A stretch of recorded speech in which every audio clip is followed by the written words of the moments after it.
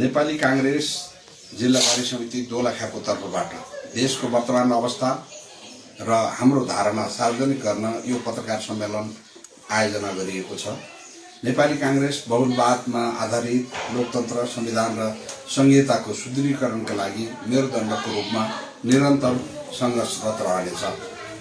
दोलखा जिल्लाको विगतदेखि वर्तमानसम्म नेपाली कांग्रेस दोलखा राजनीतिक, आर्थिक र सामाजिक विकासका लागि प्रत्यक्ष वा अप्रत्यक्ष रूपमा सधैँ प्रतिबद्ध रहँदै आएको छ।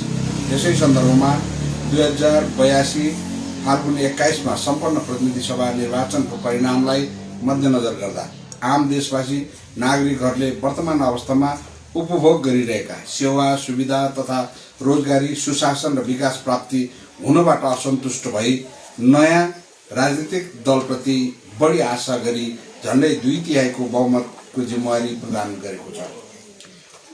तर निर्वाचन सम्पन्न भए पश्चात सरकारले गरेका काम कारबाहीबाट नागरिकले कुनै थप उपलब्धि प्राप्ति गर्न सक्ने समेत अवस्था देखिँदैन।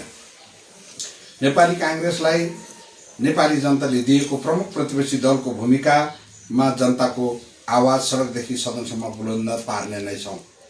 स्थानीय र प्रदेश तहमा रहेका सरकारहरूको तर्फबाट विकास, सुशासन र समृद्धिका एजेन्डाहरूलाई जनमैत्री ढंगबाट कार्यान्वयन गराउन प्रतिबद्ध रहनेछौं। साथै यस अभियानमा अन्य राजनीतिक पार्टीहरूलाई पनि एकजुट भई अघि बढ्न नेपाली कांग्रेस दोलखा अपील गर्दछ। वर्तमान सरकारले गरेको कार्यहरूबाट सन्तोष गर्ने कुनै ठाउँ देखिँदैन। विकासमा भएको ढिलासुस्ती र प्रक्रियागत झन्झटमा कहीँ कतै परिमार्जन भएको देखिँदैन। महँगी र बेरोजगारी चरम अवस्थामा पुग्दा पनि सरकारले कुनै चिन्ता र चासो गरेको छैन।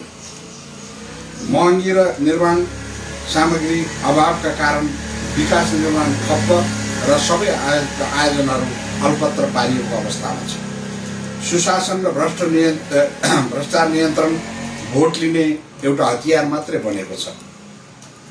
सरकारले कथित सुशासनको नाममा समाजमा लब्धप्रतिष्ठित समाजसेवी र व्यापारी, निर्माण व्यवसायी, राजनीतिक दलका नेताहरूलाई अनावश्यक धरपकड गरी आतंकित बनाउने क्रियाकलापहरू गरेको छ।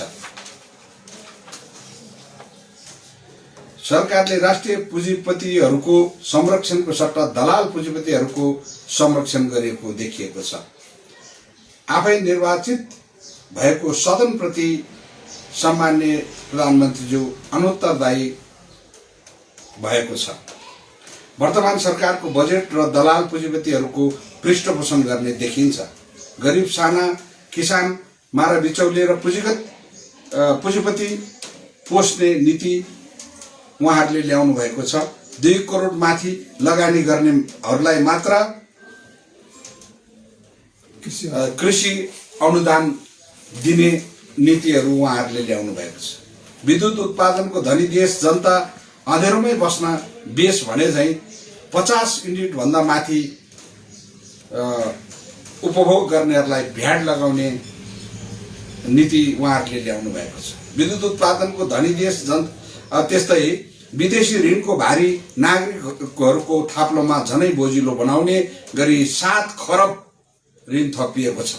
यो ऋणको कुरा गर्दै गर्दा निर्व्याजी हुन सक्छ, तर यो वैदेशिक जुन मुद्रा छ त्यसको चाहिँ त्यो मुद्रा बढ्दै जाँदाखेरि हामीले तिर्ने चाहिँ त्यो ब्याजभन्दा बढी दोब्बर हुन सक्ने स्थिति भएको हुनाले अझ चाहिँ हामीलाई यो चाहिँ उसले ऋणले थप भार बोकाउने कुरा निश्चित छ।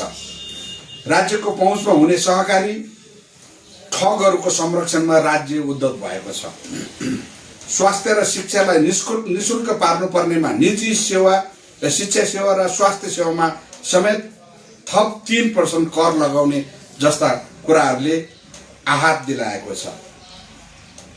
दोलखा जिल्लालाई बजेटमा शून्य गरिएको र दोलखाको नाममा उल्लेखित योजनाहरू 99 मेगावाटको तामाकोशी 5 वित्तीय व्यवस्थापन गर्न ठेक्का प्रक्रिया गरी अगाडि सुरु गर्ने भनिएको योजना यस अगावै सञ्चालनमा छ र चाइनिज ठेकदारहरूले त्यो काम गरिरहेको अवस्था र करिब 25% काम अगाडि बढिसकेको अनुमान लगाउन सकिन्छ। त्यहाँ चाहिँ नाम जोडिएको छ। अर्को कालिन्चोक जुगल गोसाईकुण्ड पदमार्ग भन्ने भौगोलिक हिसाबले सम्भावना अध्ययन गरेको जस्तो पनि देखिँदैन।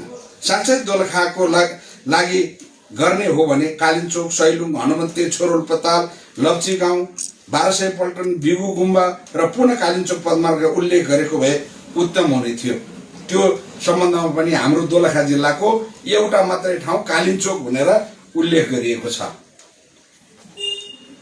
अर्को कुरा, आदरणीय पत्रकार साथीहरू, वर्तमान सरकारलाई जनअपेक्षा अनुसार काम गर्न श्री पशुपतिनाथले सद्बुद्धि दिउन्, अन्यथा देश र जनताको लागि नेपाली कांग्रेस सदैव जुझारु ढङ्गले लाग्ने प्रतिबद्धताका साथ दोलखाली राजनीतिक दलहरूलाई एकताबद्ध भई अगाडि बढ्न अपिल गर्दछ।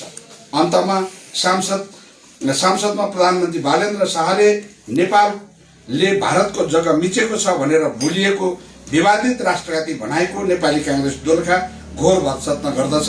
उक्त भनाइ फिर्ता लिन समेत अपिल गर्दछु। जय नेपाल। धन्यवाद।